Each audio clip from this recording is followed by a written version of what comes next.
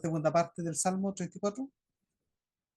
La primera parte era una invitación a la alabanza, la segunda contaba algo, David, testimonio, la parte del testimonio, y la tercera ya había anunciado de qué se iba a tratar. Habíamos dicho ya, la primera parte alabanza, la segunda parte testimonio, y la tercera enseñanza. Enseñanza, recordemos eso, para que nos vaya quedando en cierta medida un poco más gráfico el Salmo, de esta manera más fácil entenderlo. Casi hemos contado el Salmo como una historia. ¿Por qué?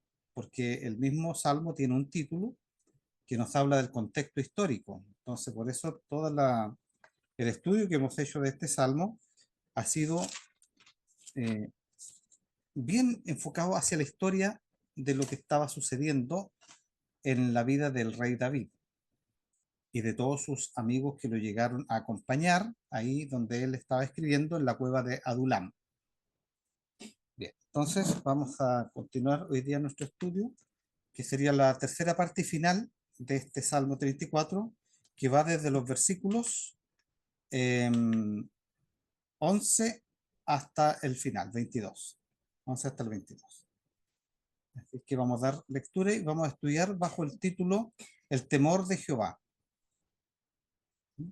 Ahora, la semana pasada le pusimos de título, a pesar de que hablaba de testimonio, pero le pusimos de título El ángel de Jehová, porque este versículo, número 7, marcaba bastante lo que era la parte del testimonio, como el ángel del Señor está acompañando a sus hijos en todo momento. Por eso le pusimos el título El ángel de Jehová, a pesar de que el versículo 8 es un versículo que podría considerarse como el versículo central, donde dice, gustad y ved que es bueno Jehová, dichoso el hombre que confiará en él. Bien, ahora sí los invito para que leamos entonces, o más bien, ya leímos este salmo, así que ahora solamente voy a repetir yo los versículos del 11 hasta el 22. Puesto en pie en reverencia a la palabra del Señor, dice así la palabra. Venid, hijos, oídme, el temor de Jehová os enseñaré. ¿Quién es el hombre que desea vida, que codicia días para ver bien? Guarda tu lengua del mal y tus labios de hablar engaño. Apártate del mal y haz el bien. Busca la paz y síguela. Los ojos de Jehová están sobre los justos y atentos sus oídos al clamor de ellos. La ira de Jehová contra los que mal hacen, para cortar de la tierra la memoria de ellos. Clamaron los justos y Jehová oyó y librólo de todas sus angustias. Cercano está Jehová a los quebrantados de corazón y salvará a los contritos de espíritu. Muchos son los males del justo, mas de todos ellos los librará Jehová. Él guarda todos sus huesos, ni uno de ellos será quebrantado. Matará al malo la maldad, y los que aborrecen al justo serán asolados. No, me falta un versículo. Jehová redime el alma de sus siervos, no serán asolados cuantos en él confían. Oramos. Padre nuestro que estás en los cielos, te damos gracias, Señor, por esta bendita palabra que hemos leído, donde nos enseña el temor que tenemos que tener hacia ti, Señor, el temor reverente. Así nos enseña tu palabra y te rogamos que nosotros seamos aquellos hijos que vamos hacia ti y que prestamos oído para escuchar estas enseñanzas, de manera de practicar en nuestra vida el temor de Jehová como una forma de vida del creyente. También te damos gracias porque a través de tu palabra encontramos todo el consuelo, la confianza que necesitamos para vivir la vida cristiana, sabiendo que tú nos protegerás a pesar de todas nuestras imperfecciones y nuestras pequeñeces. Te rogamos, Señor, que abra nuestros entendimientos hoy día para que podamos encontrar las enseñanzas que sean necesarias para vivir la vida cristiana a través de este salmo. Y lo rogamos en el nombre de Jesús. Amén. Tomen sus asientos y vamos a considerar. mm, Voy a poner mi apunte primero por acá. Bien. Vamos a considerar hoy día como introducción, a modo de introducción, decir que este salmo lo que nos está enseñando en esta tercera parte es que Dios libra de todo mal a los que le temen. Es decir, en cierta medida de lo que está hablando la enseñanza es sobre el temor de Dios que nosotros debemos tener. Ya hemos dicho que la primera parte es una invitación a la alabanza, la segunda parte es el testimonio de David y esta tercera parte es una enseñanza acerca del temor. Y lo que debemos aprender en esta parte, cuando el Señor nos enseña, lo más conveniente para el creyente es que vivamos una vida de temor de Dios. Lo que nos enseña es que nosotros debemos temer a Dios y debemos andar en sus caminos. Y por supuesto, después de eso, gozarnos en su protección. No sé qué hace este pan ahí, pero antes de comenzar quería contarles que Magali me contó que existe un pan que se vende por ahí, que se llama el pan Ezequiel 49. No sé si algunos lo habían escuchado, ese pancito. Y yo no sabía y me reí un poco, pero me dijo, busca Ezequiel 4.9, entonces lo busqué. Y en Ezequiel 4.9, claro, exactamente el profeta recibió la orden del Señor de alimentarse de un pan especial, hecho con varios granos de trigo, cebada y otras cosas que aparecen ahí. Si bien no es un libro de receta, pero aparece. Entonces, algunas personas se interesaron en eso e hicieron un pan similar. Y de hecho se vende en varios países, se vende este pancito que se llama Ezequiel 4.9. Ahora, después en algunos otros lugares también venden otro pan que se llama pan Ezequiel, a raíz de lo mismo, se ha hecho popular. En Chile parece que no está, así que si alguien quiere, hay un buen empresario acá dentro de los hermanos que quiera hacer este pancito y empezar a venderlo, yo le puedo comprar uno si no lo vende muy caro. Pero lo que me interesó de esto es que como tantas veces que yo he pasado por Ezequiel 4.9, nunca me había fijado que había ahí una receta de un pan. Y he pasado varias veces por ahí. Eso me hizo pensar lo profundo que es la palabra del Señor y cómo nosotros todos los días podemos aprender algo. Nadie podría decir que no lo ha conocido. Después, conversando con mi mamá, le conté, ¿sabe que hay un pancito que se llama Ezequiel 4.9? Y ella lee la Biblia todos los años, completa, y entonces tampoco se había percatado. Entonces me decía, ¿cómo se aprende algo nuevo? ¿Te fijan? Todos podemos aprender algo nuevo a pesar de que podamos haber pasado varias veces por ese pasaje. Esto lo traje como ilustración porque hay un pasaje de la palabra del Señor que se encuentra en Oseas 4:6 que dice, mi pueblo fue talado porque le faltó sabiduría, porque tú desechaste la sabiduría, yo te echaré del sacerdocio, y pues que olvidaste la ley de tu Dios, también yo me olvidaré de tus hijos.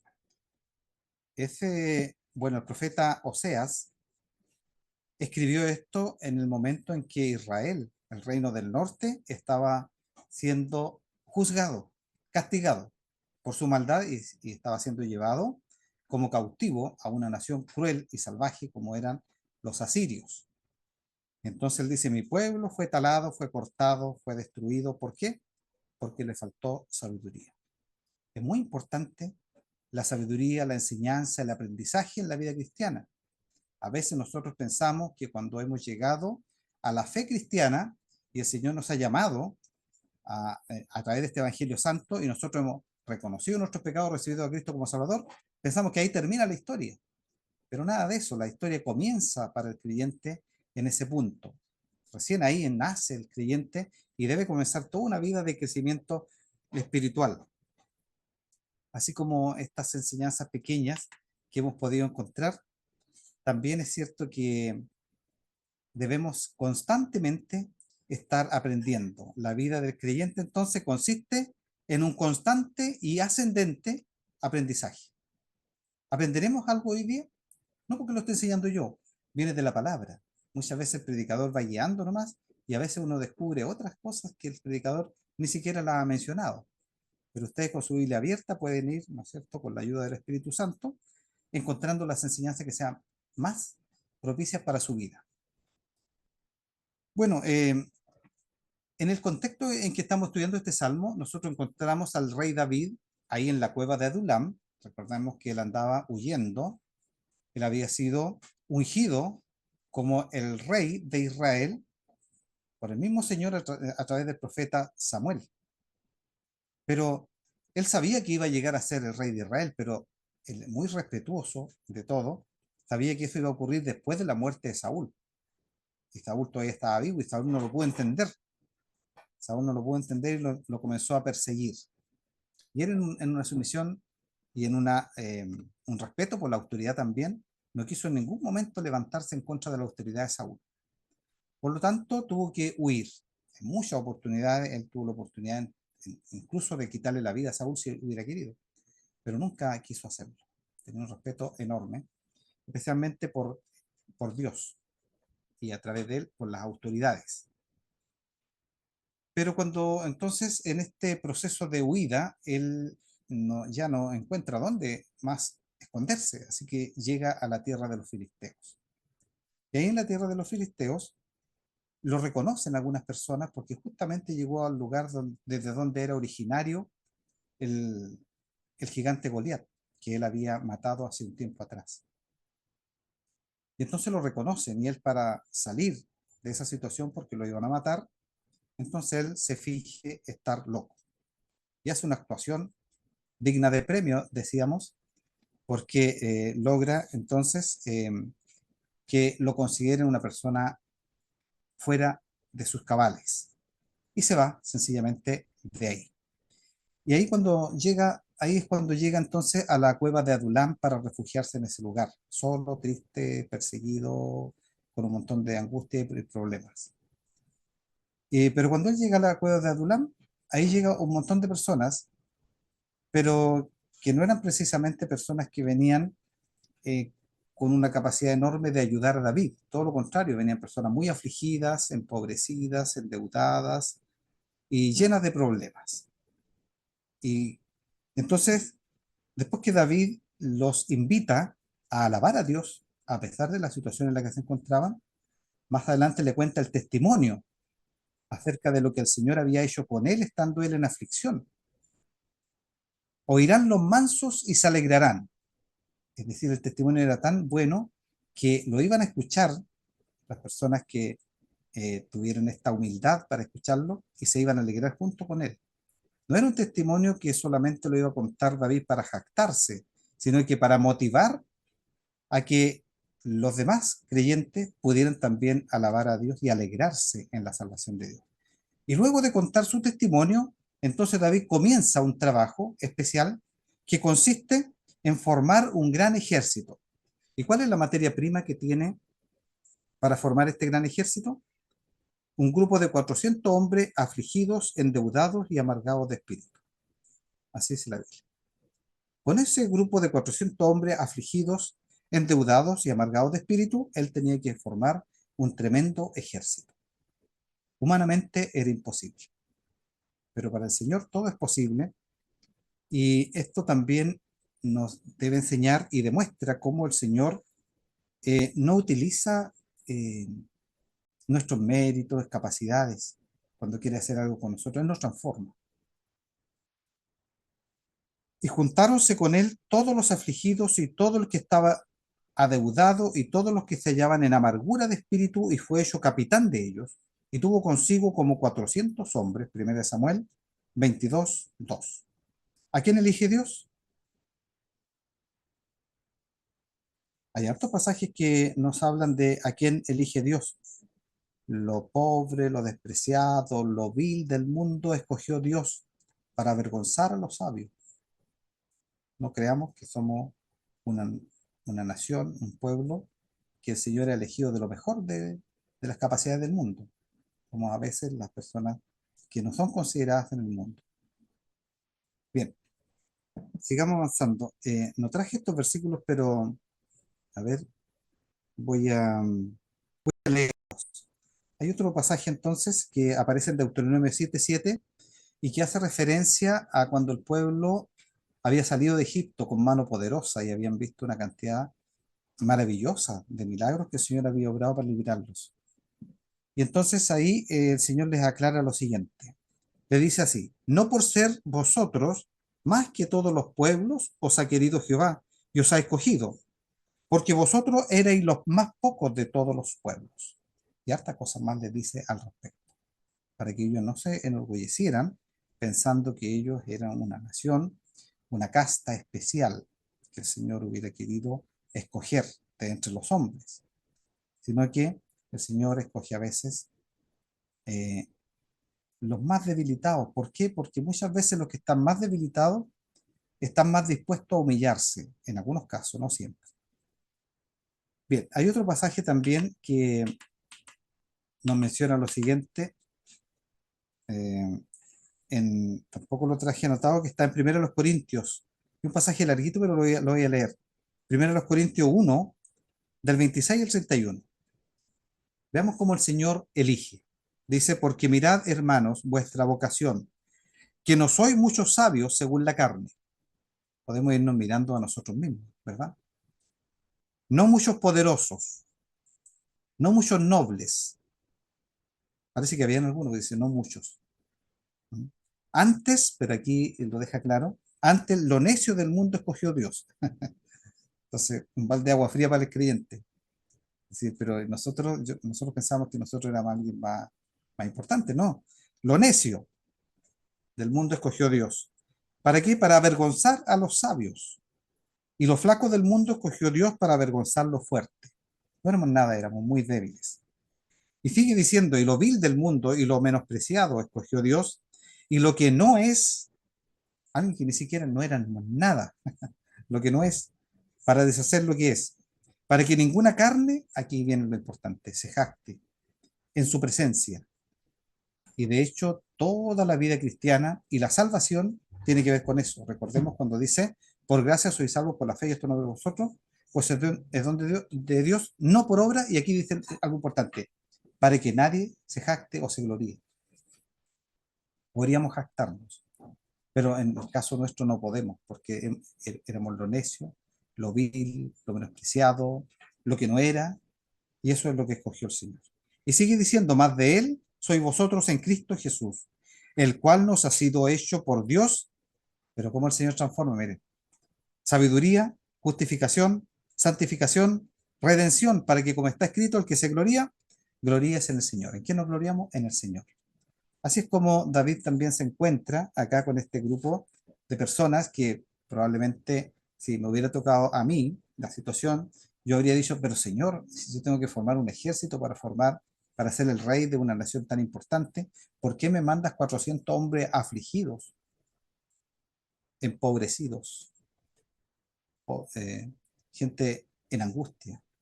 Yo necesitaba que me hubieras enviado una gente un poquitito que me hubiera servido como para formar un, un, un ejército grande.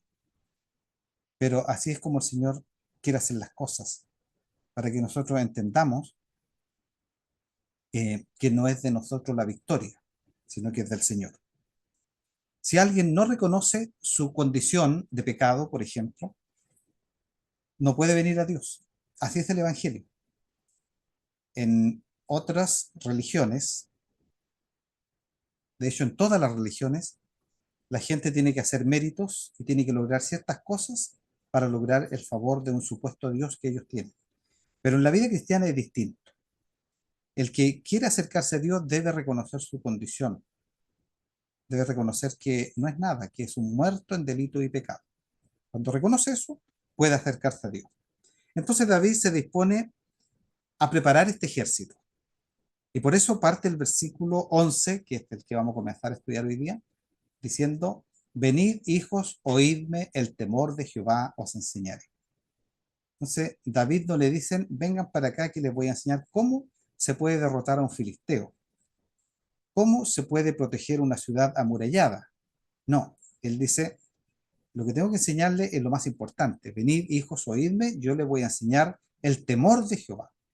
¿Y saben que toda la vida cristiana y la Biblia es así? A nosotros, por ejemplo, se nos manda a estudiar la Biblia, no a ver cosas como, por ejemplo, que alguien nos diga, mire, yo hice tal cosa, ¿ah? ¿No es verdad? Y ustedes podrían seguir mi ejemplo. No, se nos manda a estudiar la Biblia. A veces uno quisiera hacer otras cosas en la iglesia, pero lo que se nos manda es a estudiar la Biblia. Y por eso David lo deja tan claro. Venid, hijos, oídme. El temor de Jehová os enseñaré. ¿Qué es lo que tengo que hacer para lograr formar un ejército grande, poderoso, victorioso? Que estos hombres aprendan a tener el temor de Dios. Si estos hombres, no importa que estén afligidos, algunos muy flacos porque hace tiempo que no comen, me da lo mismo. Si ellos aprenden a temer a Dios, entonces ya tengo un ejército maravilloso. Bien, eso en parte de la introducción. Ya habíamos dicho también acerca de que esto es uno de los salmos que se escribió bajo la persecución, hay otros más, También es un salmo acróstico, ya lo hemos repetido varias veces, así que no lo vamos a volver a decir.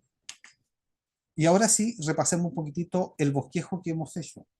Hay varias formas de bosquejar el salmo, y hay algunos comentaristas que lo bosquejan de otra manera, pero me parece que algunos comentaristas que lo bosquejan de esta forma en dos partes se ajusta bastante bien a lo que uno lee, si se fija, aunque podría ser tres partes también, así como lo estudiamos nosotros, que fue la invitación a la alabanza, sería la primera parte, segunda parte el testimonio, y la tercera la enseñanza, aunque la mayoría le ponen testimonio y enseñanza, pero es claro que al principio hay una invitación a la alabanza. Así que vamos a mejor cambiar el bosquejo, lo vamos a poner primero alabanza, versículo 1 al 3, del 4 al 10 testimonio y del 11 al 22 enseñanza. Algunos también ven al final los últimos dos versículos como ¿cómo podríamos decir? Como un aliento que da al creyente. Bien. Entonces, también habíamos dicho, y bueno, ya lo recalcamos bastante, que tiene un título el Salmo, y ese título dice Salmo de David cuando mudó su semblante delante de Abimelech, y él lo echó y se fue. Ya dijimos a qué se refería esa historia, que está relatada en 1 Samuel 21, 10 hasta el 22, versículo 2. Bien, ya sabemos toda esa historia, así que no lo vamos a seguir mencionando. Lo que sí, debemos recordar una vez más que David estaba entonces en esta cueva que se conoce como la cueva de Adulam, y ahí es cuando él canta o escribe, o ambas cosas, este Salmo 34. Recordemos que él era músico también, no solamente poeta, sino que probablemente haya puesto música y no solamente letra. Aquí en este Salmo invita a este grupo de personas afligidas a bendecir el nombre de Jehová. Cuenta su testimonio y luego les enseña a temer a Dios y los alienta para que si ellos logran temer a Dios, entonces van a ser felices. Se van a gozar en la protección que Dios les va a dar. Versículo 11. Venid hijos, oídme, el temor de Jehová os enseñaré. Era frecuente dentro de la cultura hebrea que los maestros, los rabinos, cuando enseñaban a sus discípulos, ellos les llamaban hijos. Entonces, llama a todos sus discípulos y le dice, vengan hijos, escuchen lo que les voy a enseñar. Esa es una forma. Pero muchos han pensado también que hay una actitud paternal de David, porque es verdad que el Señor le había dado algo especial, de tal manera que como había tenido una relación cercana con el Señor, que el Señor lo había librado de tantas ocasiones, entonces él estaba en condiciones de, en forma muy paternal, enseñarle a estos 400 hombres que por lo demás estaban muy afligidos, muy aproblemados. Entonces los llama así como un maestro, como un padre, y yo creo que cada padre también debería tomar esto y podría utilizarlo y llamar a sus hijos de repente y decirle, vengan hijos, escúchenme. Pero no lo que les voy a decir yo, lo que dice la palabra. Eso es muy importante. Entonces, lo invitan a escuchar la enseñanza, pero hay un tema central de esta enseñanza. ¿Cuál es? Lo dice ahí mismo, el temor de Jehová. Es ese respeto reverente que nos hace llevar una vida de santidad. En realidad es como el principio de vida del creyente. Si el creyente, por eso es que la Biblia dice que el principio de la sabiduría es el temor de Jehová. Por aquí parte todo. Alguien dice, ¿cómo puedo lograr llevar una vida de santidad? Teme a Dios. Si uno teme a Dios, evidentemente se va a apartar del pecado, se va a acercar más al Señor. Entonces el temor es como la base. Por lo tanto, lo que el rey David quiere enseñar acá primero es el temor de Jehová. Todo creyente que ha llegado por la gracia de Dios a ser parte de su pueblo tiene la necesidad, pero también la obligación de ir aprendiendo constantemente para vivir una vida que le agrade al Señor. Y también para que a través de esa vida él pueda vivir con confianza y con felicidad. Recordemos un poquitito el versículo 8, que algunos dicen que es como el versículo clave de todo el Salmo. Dice así, gustad y ved, tal vez lo traje ahí está, gustad y ved que es bueno Jehová, dichoso el hombre que confiará en él. Recordemos que los alumnos de David eran personas que habían tocado fondo, que se encontraban en una angustia total.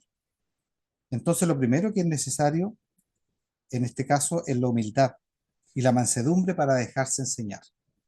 ¿Cuántas personas no tienen esa mansedumbre para acercarse al Señor o para acercarse a que algún hermano le enseñe alguna cosa?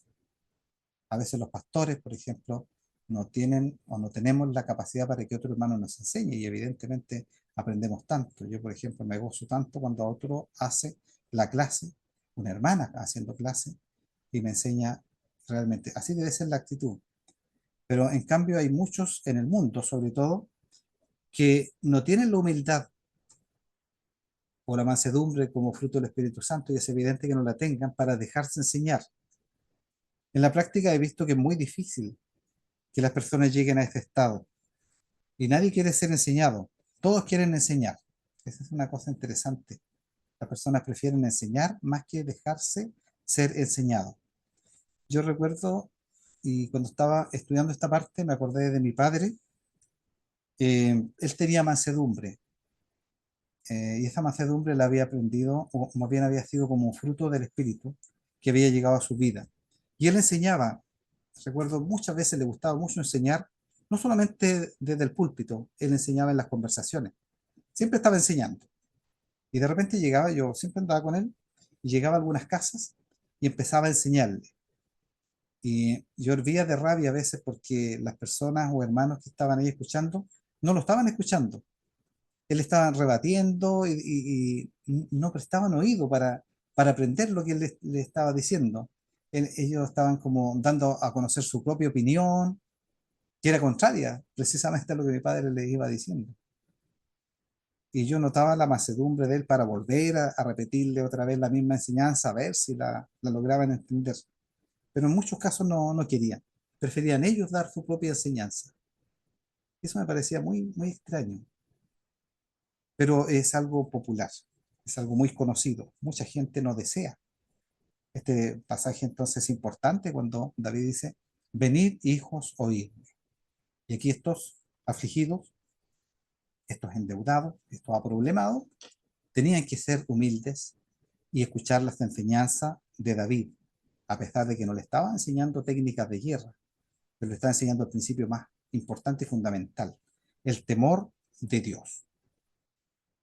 Ellos tenían muchas falencias, necesidades, y David ya le había anticipado, si se fijan, el temor de Dios no aparece aquí en el versículo 11, en el versículo 9, ahí lo tengo apuntado también, también dice, temed a Jehová vosotros sus santos.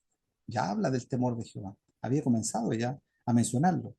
Y dice algo bien interesante, sus colaboradores estaban todos necesitados, necesitaban muchas cosas, desde alimento, vestuario y todo tipo de cosas. Y dice, porque no hay falta para los que le temen. Es decir, los que temen a Dios no tienen falta. Jehová mi pastor, nada me faltará. Y la semana pasada, si recuerdan, dijimos que eh, la técnica para conseguir lo que necesitan los creyentes es el temor de Dios. La técnica del mundo para conseguir lo que necesitan es generalmente la mentira, el engaño y muchos pecados. Pero el creyente, la técnica que debe tener debe ser el temor de Dios. Sigamos avanzando. ¿Quién es el hombre que desea vida, que codicia días para ver bien? Aquí hace una pregunta a todos los que lo estaban escuchando probablemente ahí y a nosotros también. Como que nos preguntan, eh, ¿quién desea la vida? Y es una pregunta interesante porque algunos dicen, pero si todos estamos vivos, ¿por qué dice quién desea la vida? Y la verdad es que si ustedes analizan, hay muchas personas que, a mí me ha tocado también que alguien me ha llamado en alguna oportunidad y me dice, mira, lo que yo estoy viviendo no es vida. Entonces, esa persona desea la vida. Desea la vida verdadera, la vida victoriosa, una vida abundante. En otras palabras, está preguntando, ¿quién desea ser feliz? ¿Quién es el hombre que desea vida? ¿Que codicia días para ver bien? ¿Quién quiere ser feliz? ¿Quién desea que le vaya bien? Todas estas cosas estaba preguntando en esta pregunta que aparece en este versículo. Y la verdad es que no es una pregunta, es más bien retórica, no es para que ellos estén contestando, sí, y yo creo que la respuesta sería que todos, ¿verdad? Todos desean que les vaya bien, que tengan una vida abundante, que sean felices. Em, lo sorprendente sí es que si bien todos desean esto, pero son muy pocos los que se proponen obtener verdaderamente la felicidad que la Biblia ofrece o que el Señor ofrece. Y lo que hacen en el fondo es acarrearse a sí mismos muchos problemas. Mi vida ya no es vida, dicen algunos. Y algunos incluso desean poner fin a sus vidas. La vida es Cristo. La Biblia lo dice claramente. Yo soy el camino, la verdad y la vida. Entonces, si las personas realmente están deseando la vida, la felicidad, todo eso, es porque en realidad necesitan a Cristo. Pero no se han dado cuenta. Y tampoco lo buscan. Em, dice un pasaje aquí que traje apuntado también, que en aquel tiempo estabais sin Cristo, alejados de la República de Israel y extranjeros a los pactos de la promesa, sin esperanza y sin Dios en el mundo. Muchos viven de esta manera. Por eso pregunta, ¿quién es el hombre que desea vida? Todos desean vida. Lo malo es que no la buscan, o la buscan donde no se encuentra, como muchas veces lo hemos dicho. Por eso continúa el versículo 13 dando algunos consejos, unos consejos que pueden referirse al prójimo, a los vecinos, a los que están cerca de nosotros, lo que debemos hacer. O también podría referirse a que estos mismos consejos son el resultado de temer a Dios. Porque está hablando, diciendo, vengan hijos, escúchenme, les voy a enseñar el temor de Jehová. Y les pregunta, ¿quién desea vida? ¿Quién desea ser feliz? Y les cuenta ahora cuál es uno de estos resultados del temor de Dios. Dice así, guarda tu lengua del mal y tus labios de hablar engaño. Veamos dónde está citado este pasaje en 1 Pedro 3, 10 al 11. Dice así, porque el que quiere amar la vida y ver días buenos, refrene su lengua del mal y sus labios no hablen engaño.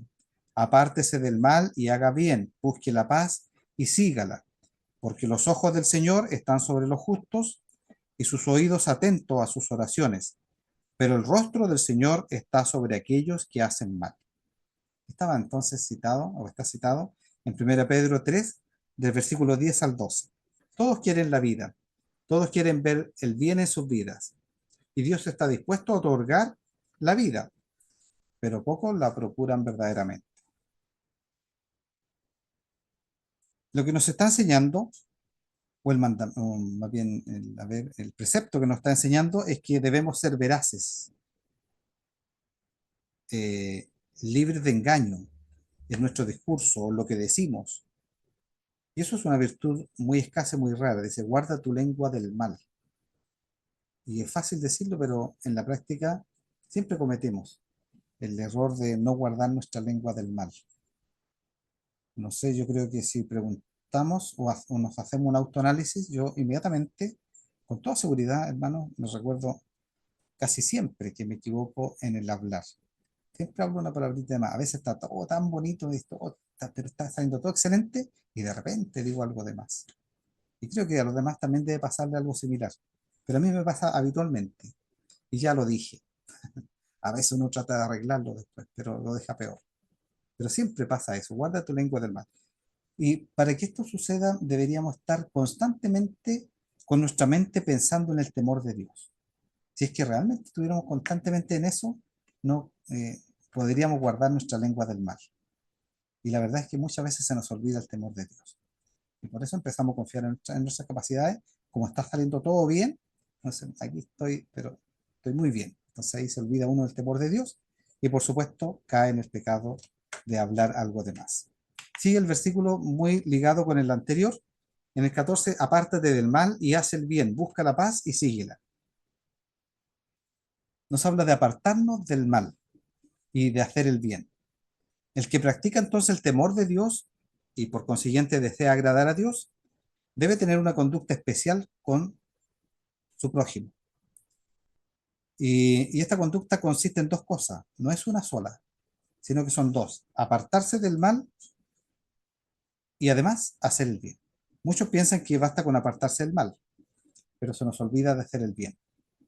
Y podemos hacer una pregunta para analizarnos a nosotros mismos. ¿Cómo está nuestra práctica de este versículo? Apártate del mal y haz el bien en nuestras vidas. Pensemos en las personas que nos rodean. ¿Nos hemos apartado del mal?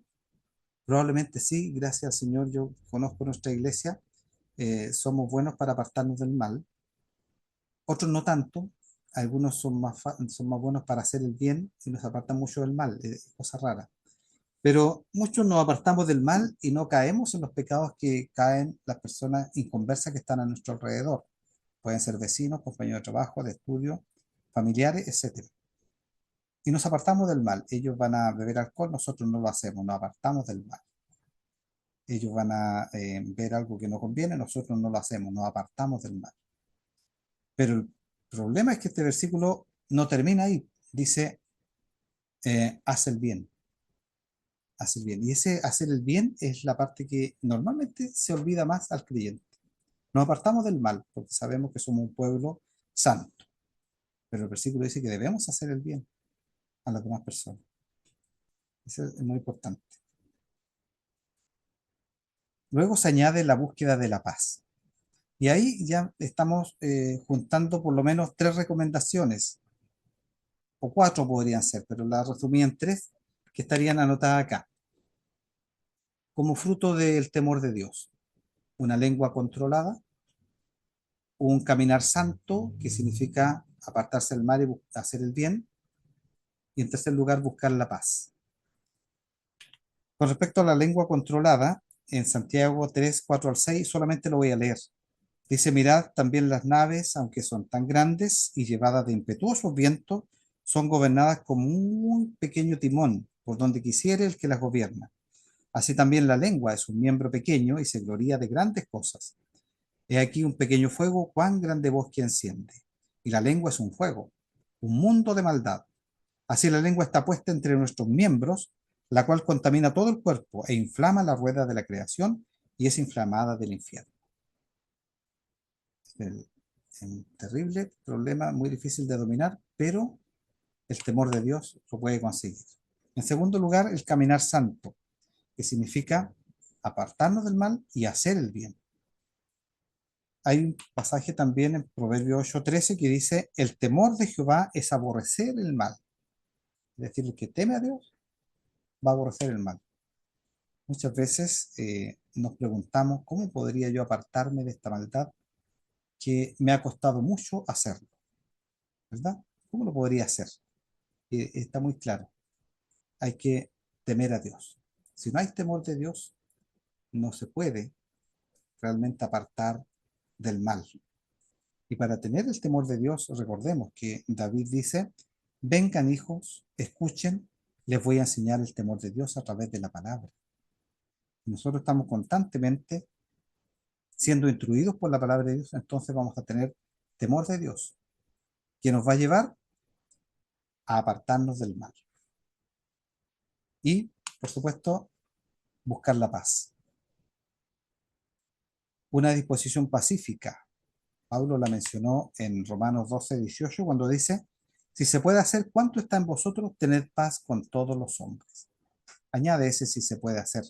En muchos casos, la predicación del Evangelio eh, debe, debe producir algo en las personas, que no precisamente es la paz para ellos, es para que se den cuenta que ellos no tienen paz.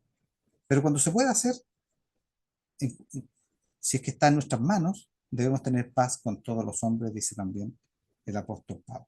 Sigamos viendo los versículos 15 y 16 para ir avanzando, porque está un poquito largo el estudio. Dice, los ojos de Jehová están sobre los justos y atentos sus oídos al clamor de ellos. La ira de Jehová contra los que mal hacen, para cortar de la tierra la memoria de ellos. Aquí presenta un contraste clarito, que es entre los justos y los que hacen mal. Y los justos son los que practican el temor de Jehová, y los inconversos son los que obran mal, porque no practican el temor de Dios.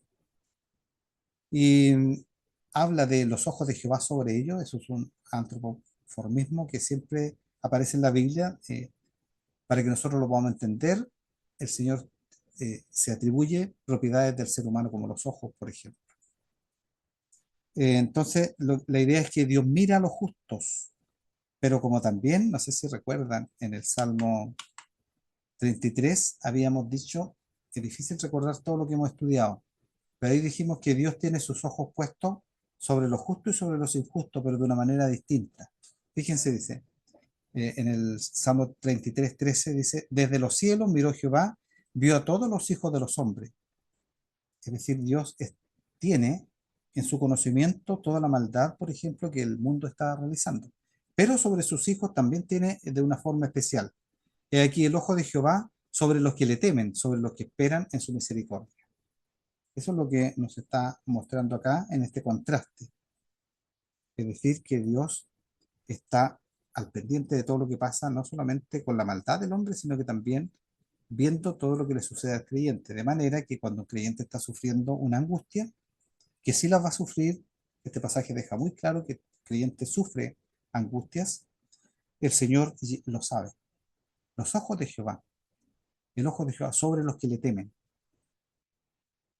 Bueno, el versículo 16, eh, que habíamos visto recientemente, bueno, no lo voy a volver a poner ahí, pero ahí está. El versículo 16 es una invitación a reflexionar en la providencia divina y a estar seguros debajo de sus alas. Pero también es un llamado, si se fijan, a la oración. Dice, la ira de Jehová contra los que mal hacen, perdón, y el 15 era, y atentos sus oídos al clamor de ellos. Los ojos de Jehová están sobre los justos, pero también su oído para que nosotros clamemos al Señor. Entonces, en circunstancias adversas que nosotros estemos pasando de pruebas difíciles, debemos pensar en la providencia de Dios, que tiene todo bajo control y que sabe exactamente la situación que nosotros estamos viviendo. Por lo tanto, debemos clamar y confiar, por supuesto, en el juicio que Él va a dar, porque habla de la ira de Jehová contra los que hacen mal. En 1 Pedro 5, del 10 al 11, dice lo siguiente, acerca de esto mismo. Dice, más el Dios de toda gracia que nos ha llamado a su gloria eterna, por Jesucristo, después que hubierais un poco de tiempo padecido, Él mismo os perfeccione, confirme, corrobore y establezca. A Él sea gloria e imperio para siempre. Hay momentos en que el creyente va a pasar, por supuesto, por momentos de aflicción, padecimiento, como dice acá en este versículo. Versículo 17. Clamaron los justos y Jehová oyó y librólos de todas sus angustias. Vuelve a mencionar a los justos. Había hecho una comparación entre justos y malos. Ahora vuelve a enfocarse en los justos para dar a conocer el inmenso privilegio que tienen los justos. ¿Cuál es ese privilegio? De tener acceso directo a Dios a través de la oración. Clamaron los justos. Pero hay una cosa que comienza a notarse en este versículo y sigue en el siguiente, que es que el justo sufre angustias. Está implícito.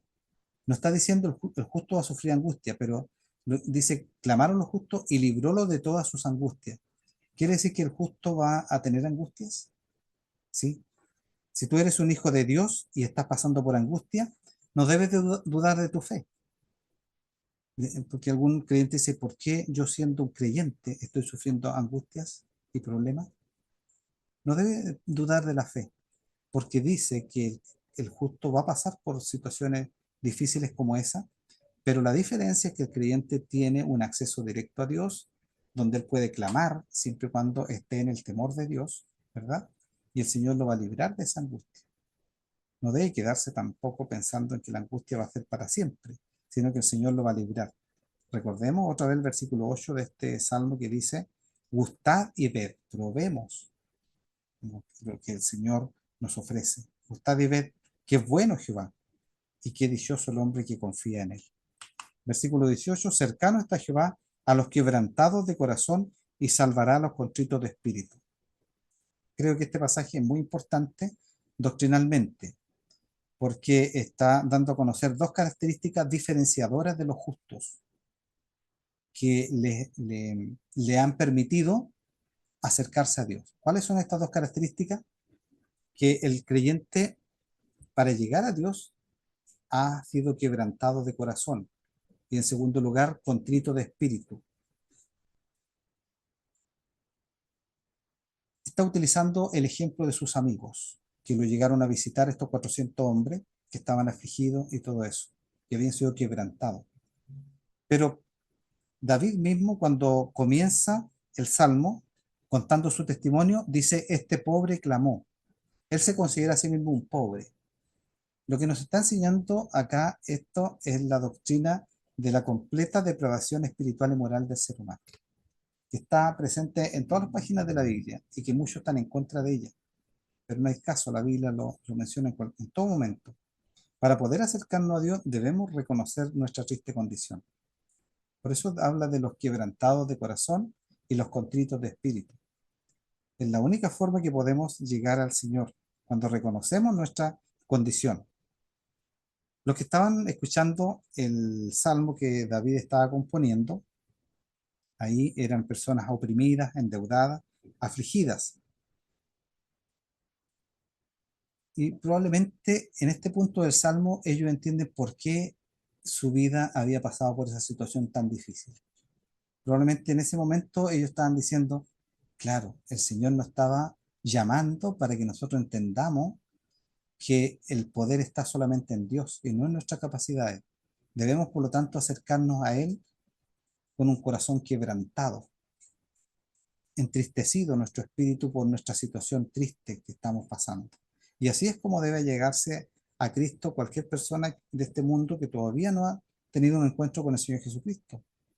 Debe reconocer su situación, que es muy deplorable, muy triste.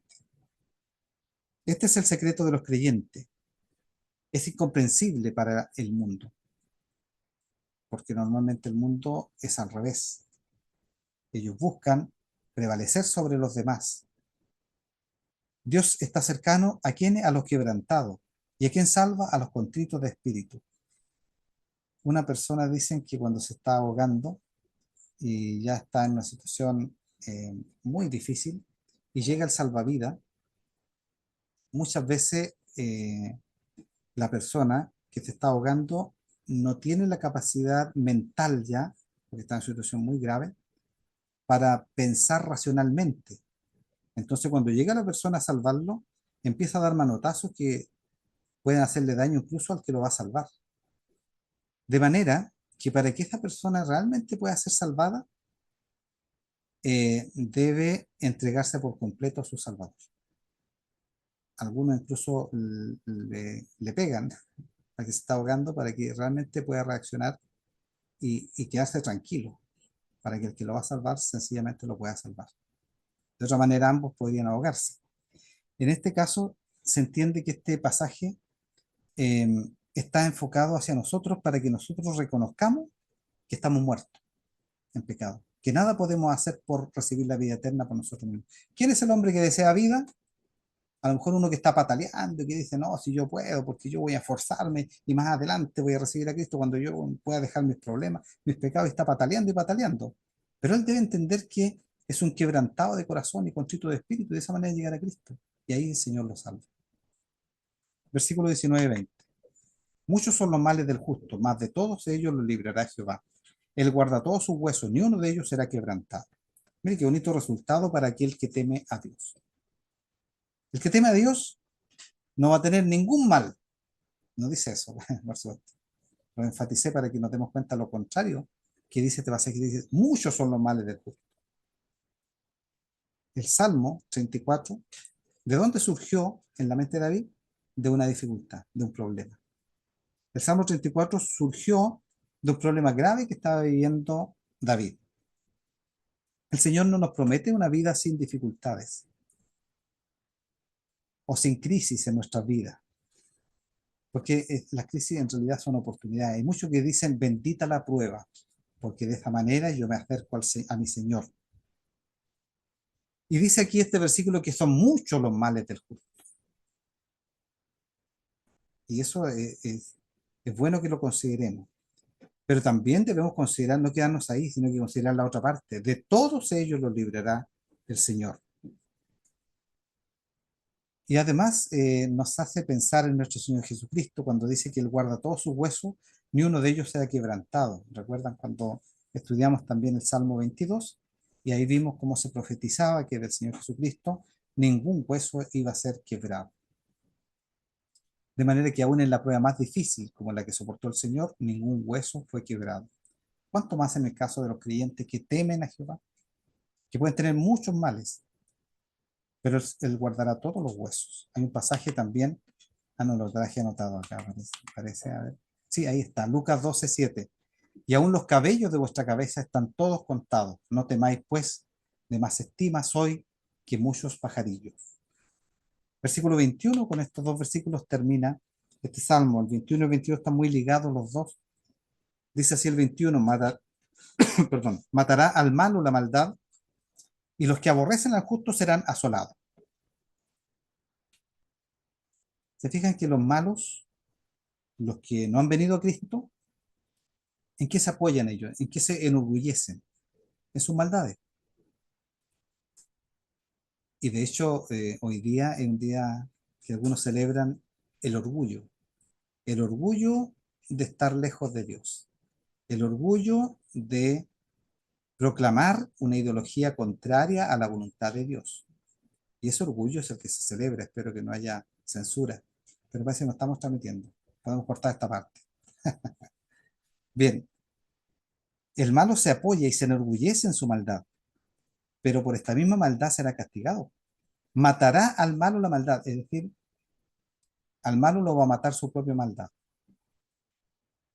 Y los que aborrecen al justo serán asolados. Recibirán castigo por aborrecer al justo. El justo no tendrá que defenderse por su propia cuenta. El justo no tiene que levantarse para defenderse y para pelear en contra de ellos. El siguiente versículo se explica mejor. Dice, Jehová redime el alma de su siervo y no serán asolados cuantos en él confían. El malo asola o castiga al justo, pero Jehová redime el alma de los justos o de sus siervos y no serán castigados o asolados los que confían en él. Dios es el que salva y Dios es el que condena. Dios es el que hace todo aquello. Jehová es el que nos va a redimir.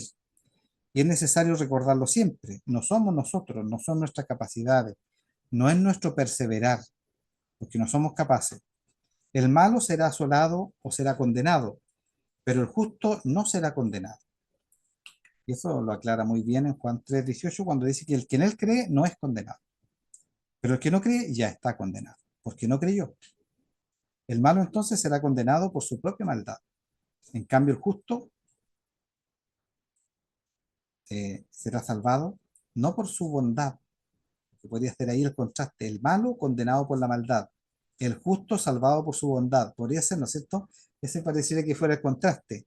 El malo condenado por su maldad y el justo salvado ¿por qué? No por su bondad, sino porque Jehová lo redime. Fíjense en el versículo, ¿no es cierto? Dice, Jehová redime el alma de su siervo. El malo condenado por su maldad, matará al malo la maldad. ¿Y el justo salvado por su bondad? No, salvado porque Jehová lo redime. Así concluye este salmo para que tengamos una esperanza única, exclusiva en Dios y para que temamos a nuestro Señor. En conclusión, la vida del creyente consiste en el temor de Jehová. Esa es toda la vida del ser humano, el temor de Jehová. El fin de todo el discurso oído es este. ¿Cuál? Teme a Jehová. Y aquí también podemos decir, la vida del creyente consiste en el temor de Jehová. El que teme a Dios vive una vida de aprendizaje. Estamos viviendo una vida de aprendizaje. Yo doy gloria a Dios porque siempre hay un grupito que estamos participando de esta vida de aprendizaje. Y tenemos que aprender con mansedumbre. Venid, hijos, oídme, el temor de Jehová. Debemos acercarnos al Señor con mansedumbre, con humildad. Y, por supuesto, como resultado, vamos a poder refrenar nuestra lengua, apartarnos del mal, hacer el bien, buscar la paz, confiar en la providencia divina, sabiendo que el Señor va a castigar a los malos, clamar a Dios en la aflicción porque Él tiene atento su oído, con un corazón quebrantado y contrito, como hemos llegado a Cristo. Siempre volver a eso, no solamente en el momento de que hemos obtenido la salvación. Nuestra actitud debe ser la de un corazón quebrantado y contrito delante del Señor. y seremos salvos solo por gracia, en contraste con los incrédulos, que serán condenados por su propia maldad. Salmo 51:17 nos dice que los sacrificios de Dios son el espíritu quebrantado, y al corazón contrito y humillado no despreciarás tú, oh Dios. Que el Señor nos ayude, queridos hermanos, para que podamos practicar el temor de Dios en nuestras vidas. Solamente practicando el temor de Dios vamos a poder llevar una vida que le agrada a Él y una vida de gozo.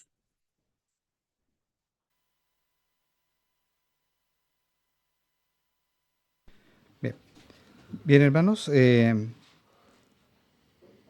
hemos hecho un cambio acá en el audio y todo el sistema de transmisión. El estudio bíblico de hoy día, normalmente todos los viernes los estamos subiendo a YouTube y Facebook. El del día de hoy quedó grabado y lo vamos a subir ahora como un video, no como un vivo, sino que más adelante va a estar como un video para el que desee verlo más adelante. Que el Señor les bendiga y dejamos ahora a nuestra hermana Mical para la parte final de nuestro culto.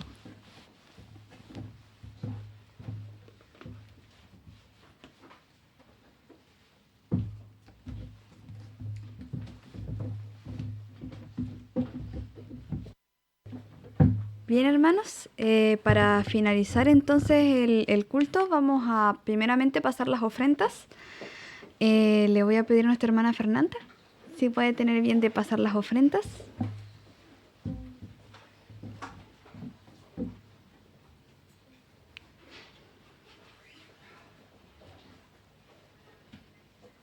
Y vamos a entonar Yo doy mi ofrenda.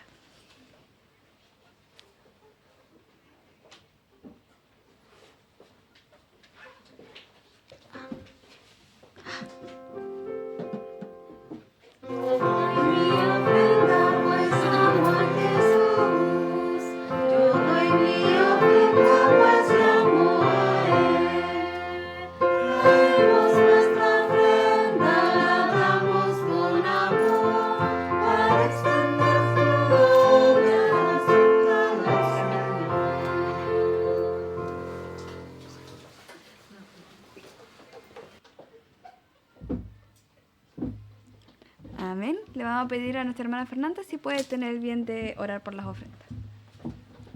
Oremos.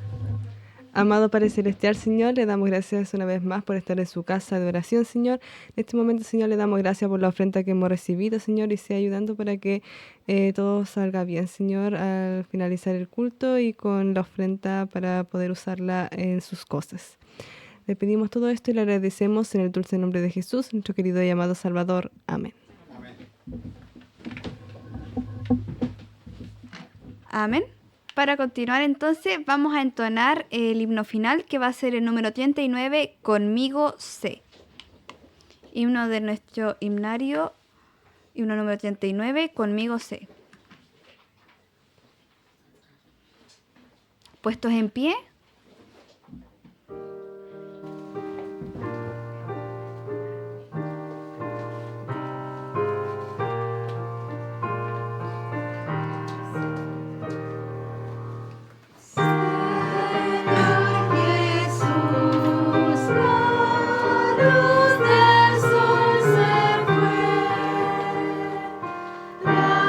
La noche será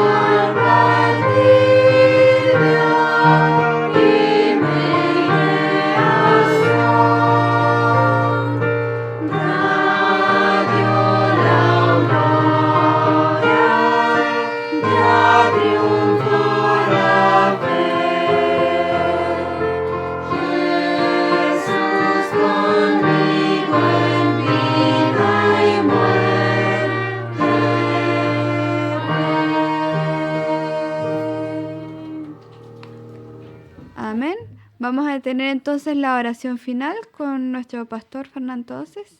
Si puede tener el bien de dirigirnos en la oración final.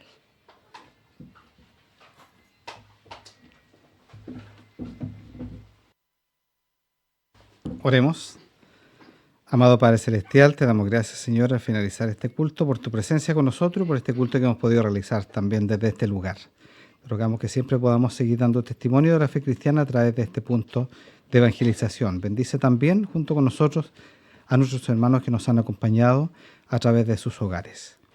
Obra, Señor, poderosamente a través de tu palabra en nuestros corazones, para que siempre tengamos el deseo y constante de temer, Señor, tu nombre, para que de esa manera podamos llevar una vida de santidad. Gracias, Señor, por el aliento también que tu palabra nos da, sabiendo que pueden ser muchos los males del justo, pero de todos nos librarás, para aquellos que temen a Dios. También, Señor, ahora, al finalizar este culto, rogamos que la gracia y la paz del Señor Jesucristo acompañen a cada hermano que ha participado y a cada hogar que ha sido representado. También rogamos en forma especial que el día de mañana nos permitas tener un viaje bueno para que lleguemos también a la actividad de AFAL que se va a realizar en Los Muermos. Ayúdanos, Señor, para que podamos cumplir la labor que nos has encomendado también en aquel lugar. Bendice especialmente a la iglesia local que tendrá a cargo la recepción de esta actividad. Lo rogamos todo, Señor, en el nombre bendito de Jesús. Amén.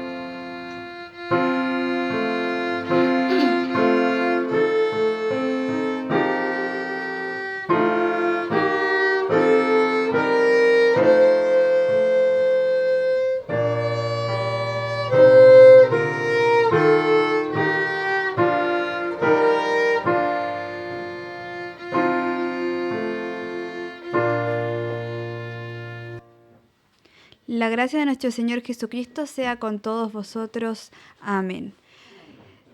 Despedimos también la transmisión por la radio y los invitamos a seguir escuchando en sintonía. Que el Señor los bendiga.